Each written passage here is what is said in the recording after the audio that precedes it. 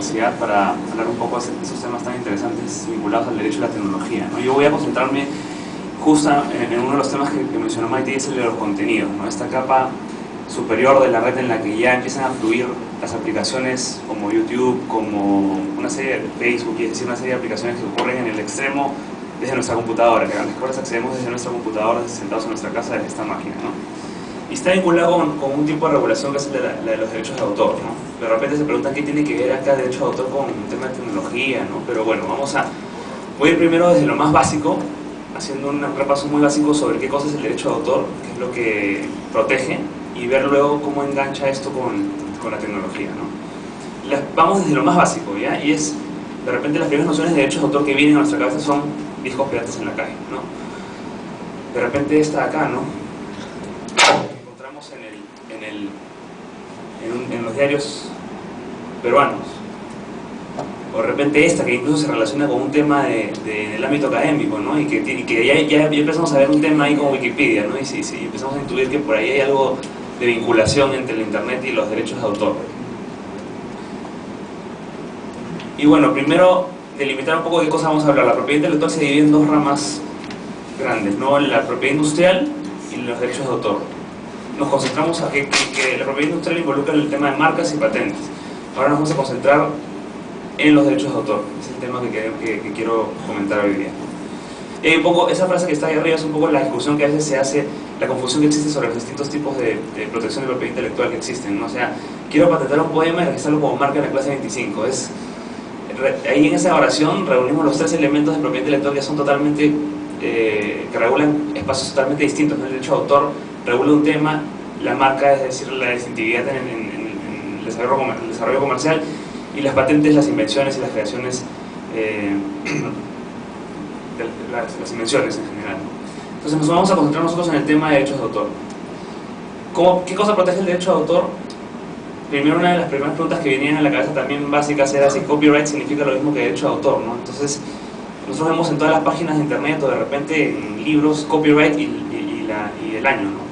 Entonces, decimos es lo mismo derecho de autor y copyright. En realidad son protecciones equivalentes, ¿no? Solo que una nace en Estados Unidos y en los países anglosajones y tiene una orientación más económica, y los derechos de autor es una tendencia más europea y latinoamericana, ¿no? Es decir, y contiene un elemento adicional que es el de los derechos morales que vamos a ver a continuación, ¿no?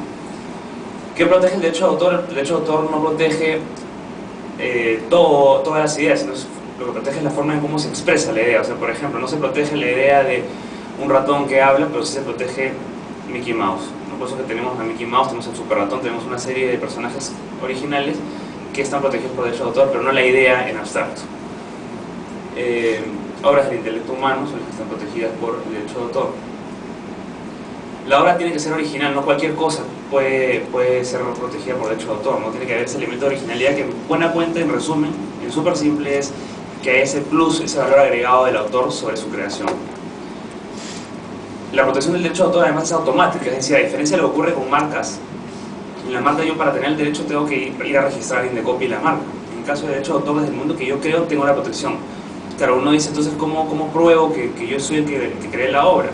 Bueno, por eso se recomienda el registro, pero no es obligatorio, ¿no? El registro es optativo y se puede hacer ante el INDECOPI, o incluso se puede ir a una notaría de repente para darle fecha cierta a la creación y digamos, tener un elemento de prueba, ¿no? ¿Qué cosa regula el derecho de autor en buena cuenta? Creo que esta lámina puede resumir un poco lo que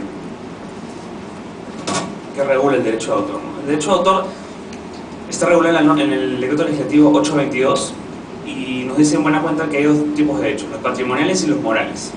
Los patrimoniales son el derecho a reproducción, comunicación, distribución y en general cualquier tipo de protección, cualquier modalidad de explotación de las obras. Eso quiere decir que nadie podrá hacer nada con mi obra, nadie podrá reproducirla, comunicarla, distribuirla o explotarla de cualquier tipo sin pedir permiso al autor. Esta protección patrimonial va de toda la vida del autor más 70 años. Y además son derechos que son disponibles, o sea, yo puedo agarrar y decidir si es que, como yo soy el autor, el creador, decido si es que quiero licenciarla, si quiero ceder los derechos a otra persona, pero siempre pasan por el peaje que soy yo, el autor, ¿no? Entonces, Eso por un lado, ¿no? Por otro lado tenemos los derechos morales, que regulan esa relación entre el autor y su obra, es decir, que se reconozca que yo soy el derecho de paternidad, que para ponerlo en simple, es el derecho que te reconozcan a ti como papá de tu creación, o mamá en el caso de las mujeres.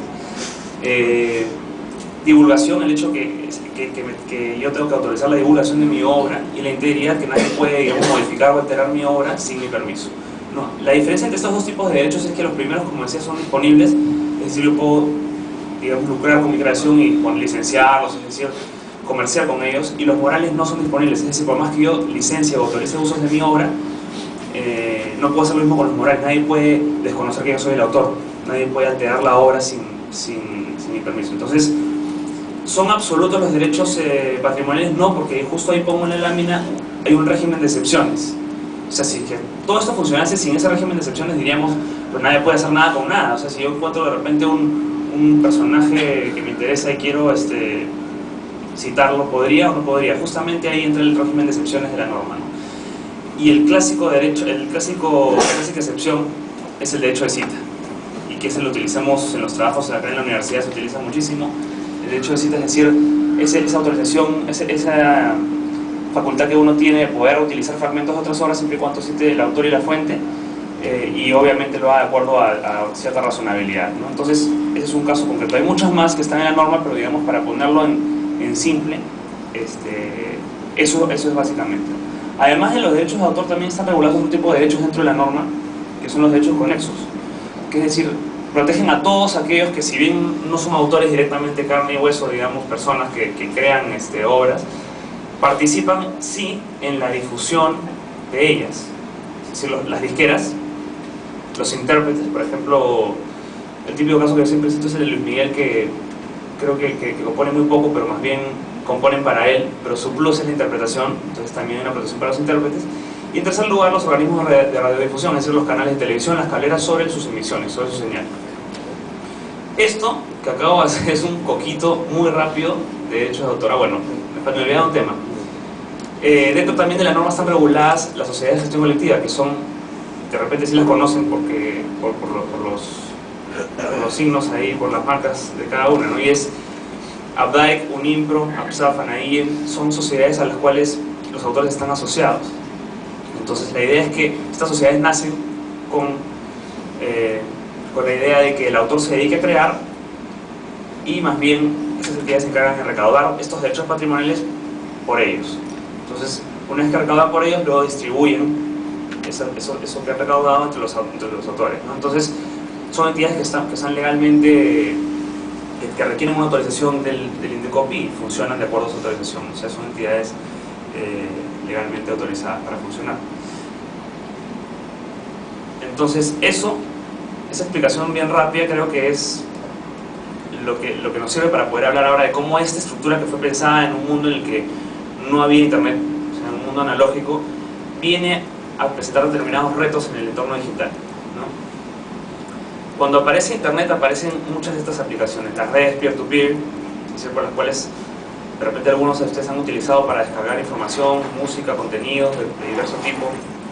Los wikis, Wikipedia, que es una fuente, digamos, de consulta permanente, ¿no? Y muy útil cuando es utilizada con responsabilidad, pero y bueno, toda esta serie de logos que ustedes ven ahí, que de hecho les deben ser familiares, ¿no? Es decir, YouTube, Flickr, Twitter, WordPress, Facebook, y toda una serie de aplicaciones que funcionan en la red. Entonces, bueno, tenemos un poco de Facebook también, una toma que es un poco graciosa, pero que habla un poco de la interactividad con la que...